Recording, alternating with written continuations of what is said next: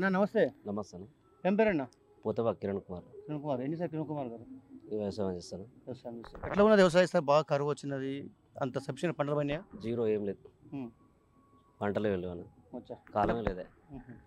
పంటలు వ్యవసాయం అంటే వరి వేస్తా, పత్తి వేస్తారు? వరి వేస్తా, పత్తి వేస్తాను. ఇప్పుడు వరికి కాంగ్రెస్ పార్టీ మద్దతు ధర ఇస్తానది కేటపై ఇచ్చిందా? ఏడిచ్చింది బోనస్ ఇస్తాను, బోనస్ లేదు ఏం లేదు. 500 ఇస్తున్నారు. 9 తారీఖు రాగానే డిసెంబర్ 9 రాగానే రుణమాఫీ చేస్తున్నది. రుణమాఫీ లేదు, 500 రూపాయల బోనస్ లేదు, ఏం లేదు. అంటే హామీలో తప్ప అమలు లేవు. హామీల తప్ప అమలు ఒక బస్సు ఒకటి అమలు అయినట్టుంది. అంత మించి అయితే ఏం అమలు కాలే. Only bus ladies. బస్సు వల్ల రైతులకు ఏం ఉపయోగం ఉన్నది? రైతులకు ఎంప్లాయీస్కి ఉపయోగం, మళ్ళీ తప్పితే మన నాటి వాళ్ళకి ఏమి ఉపయోగం లేదు. ఏం కిరణ్, కేంద్రంలో ప్రధానమంత్రి డిసైడ్ చేసే ఎన్నికలు వస్తున్నాయి. ఈ ఎన్నికల్లో కేంద్రంలో ఏ పార్టీ అధికారంలోకి వస్తే డెవలప్మెంట్ అవుతుంది అనుకుంటారన్నా? బీజేపీ. ఎందుకు బీజేపీ వస్తే డెవలప్మెంట్ అనుకుంటారు? మాలాంటి దళిత కుటుంబాలకు మా వెలుగుపల్లి ఉంది నల్గొండ మండలంలో ఒక 100 కుటుంబాలకు, దళిత కుటుంబాలకు 100 గ్యాసులు వచ్చినాయి. ప్రధానమంత్రి ఉజ్వల యోజన ఏ ప్రభుత్వం ఇచ్చింది? ఏ ప్రభుత్వం వేయలే కదా.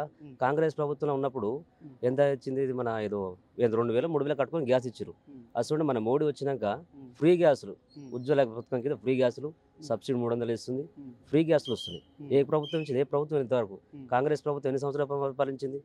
ఒక బాగానే పరిపాలించింది. ఇంతవరకు ఒక ఏడాది వచ్చిన ఫ్రీగా దేశం మీద 1 కోటి పైకి గ్యాసులు ఇచ్చారు. మా వెలుగుపల్లి తీసుకుని 100 గ్యాసులు ఇచ్చారు.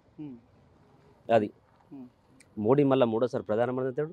400 పై చురుకు దాటితే నాకు అంచనా. నాకు 400 నల్గొండ ఉంటుంది ఇలా పక్క.